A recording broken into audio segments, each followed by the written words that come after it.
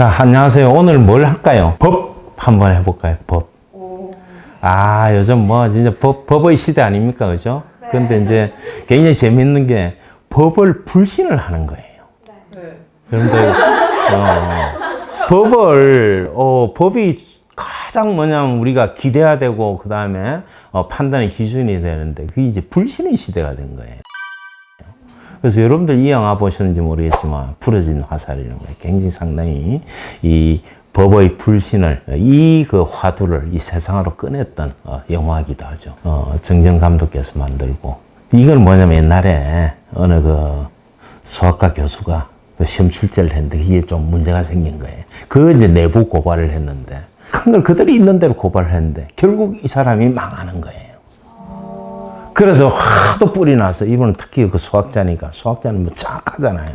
그래서 계속 항소를 해도 뭐 대법원도 안 되고 하니까 그 담당 판사를 찾아갑니다. 석궁을 들고. 아니 정말 이게 말이 되느냐 이러면서 그래 이제 싸움 과정에서 이랬는데 뭐 석궁을 쏘았다는 얘기도 있고 안 쏘았다는 얘기도 있는데 그래서 결국 유죄를 받고 한 이런 결국은 이 법 앞에 정말 이 정의가 무너지는 이런 내용을 한 거거든요.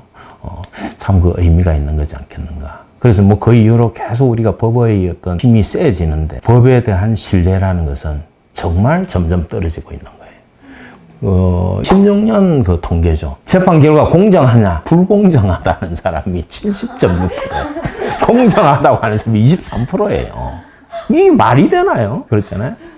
법원을 신뢰하느냐? 신뢰하는 사람 37%밖에 안 돼요. 이게 지금 2016년이니까 2020년에 더 하지 않을까 이런 거 생각이 들어요. 그래서 물론 이제 요즘 저 옛날에 본 드라마입니다. 미사 함무라비 이래가지고 좀 법정이 따뜻한 인간적인 그 안에 이제 애환 이런 걸 상당히 이제 그려지기도 했는데 어쨌든 그러니까 요즘 뭐라고 생각해요? 자, 이게 그러면은 사법 개혁을 하고 뭘 한다 하지만 정말 지금 달라졌을까? 또 앞으로 정말 달라질까 앞으로라고? 그런 희망이 있어야 되는데 사람들은 마찬가지로 여러분들 지금 마찬가지 거기에 대한 부정성을 생각을 하는 거예요. 그래서 그러면은 정말 이런 얘기가 나오잖아요. AI 판사, AI 변호사 다 데리고 오자. 이런 얘기가 나온 거예요. 정말 그렇게 갈 건지.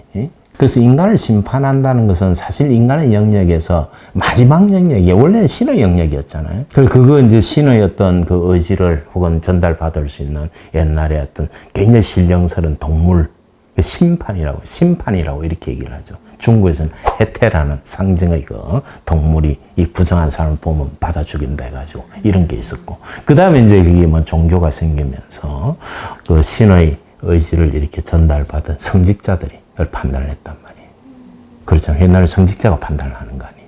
그 다음에 이제 왕조국가에서는 왕이 판단을 하는 거고. 일종의 그것도 이제 천자죠. 그죠? 하늘의 아들이니까.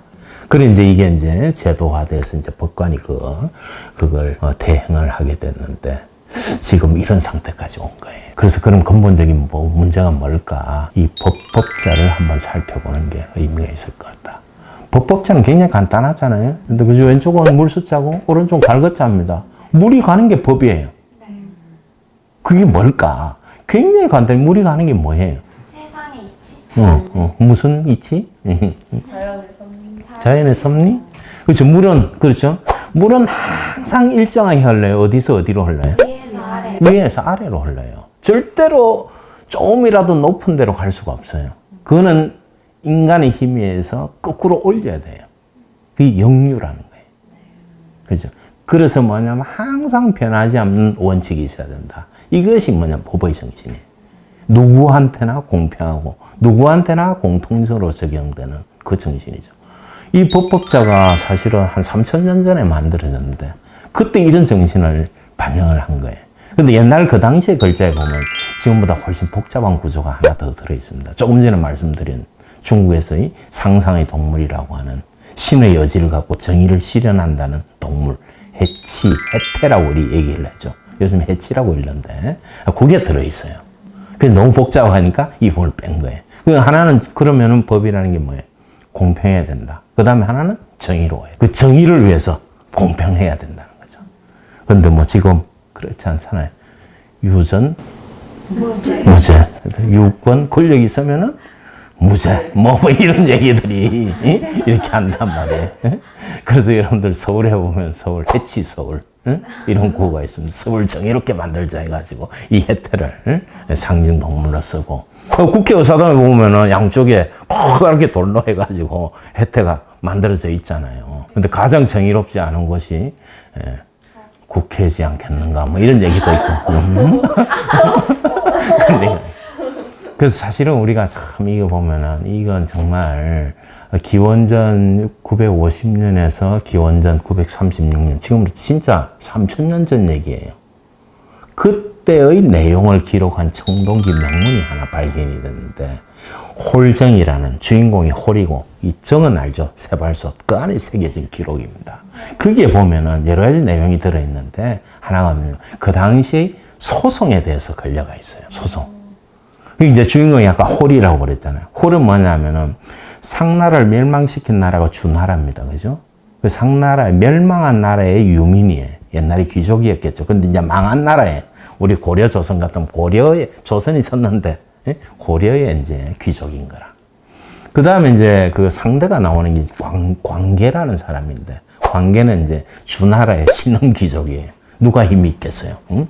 광계에 힘이 있을 거 아니야. 근데 이제 광계의 어떤 그 하인 20명이 이 홀 땅에 들어와 가지고 곡식을 싹 가져가 버린 거예요. 도둑질 해버린 거야. 그래가지고, 야, 이런 일이 어디 있냐, 막 싸웠겠죠. 그것도 불복을 하니까 이걸 동궁의 세자, 앞으로 임금이 될 사람이잖아. 거기다 고소를 했어요. 그 이제 판결을 했죠. 그래가지고 이 훔친 거에 2배를 배상을 해라.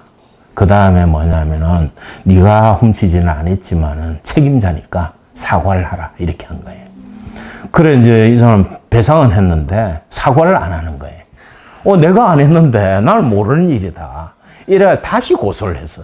2차 고소를 했어요. 그러니까 다시 판결을 내렸어요. 지난번 훔친 거에 2배를 다시 주고 내년까지 안 하면 다시 그 2배까지 한다. 반드시 사과를 하라. 이래가지고 결국 뭐냐면은 배상을 하고 다시 사과를 했다는 거예요. 이게 3000년 전의 중국 기록에 나온, 이게 실물 기록이거든요. 이 법이 공평해요, 아니? 지금보다 훨씬 공평하잖아요, 사실은.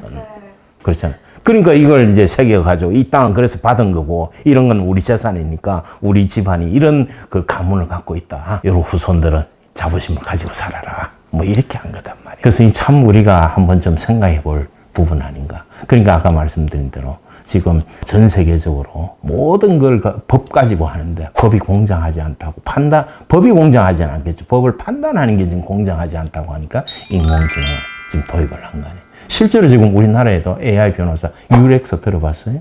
들어와 있습니다. 일본에서 홈즈도 들어와 있고. 이건 원래는 IBM이 왓슨이라는 걸 개발한 거예요. 2016년에. 중국은 한 걸음 더 나갔어요.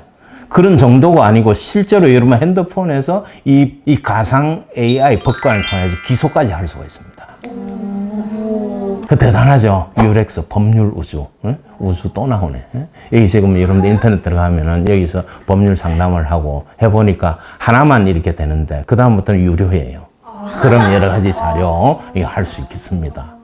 그러니까 이게 생각을 해보세요. 이 인공지능 변호사 같으면은 모든 그 판례나 이런 걸 전부 급속도로 읽어내가지고 우리가 공부하기에는 굉장히 한계가 있잖아요.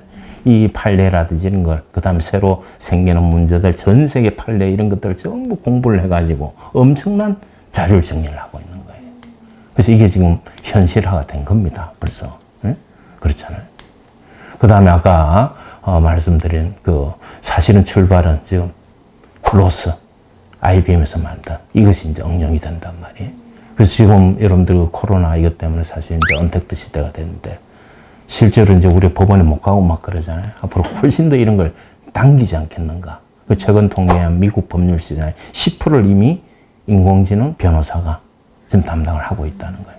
그럼 이 속도라는 게 굉장히 빨라질 거거든요. 그렇게. 그래서 변호사도 지금 인구가 굉장히 줄겠죠. 안 그렇겠어요? 왜냐면 이 변호사들도 보니까 속도가 얼마나 빠르냐면은 중국 같은 경우에 통계가 나와 있어요. 1000건의 사건을 여러분들 드라마 보면 막 변호사들, 뭐 검사들 이렇게 뭐 서류를 쌓아놓고 읽고 뭐 이러잖아요.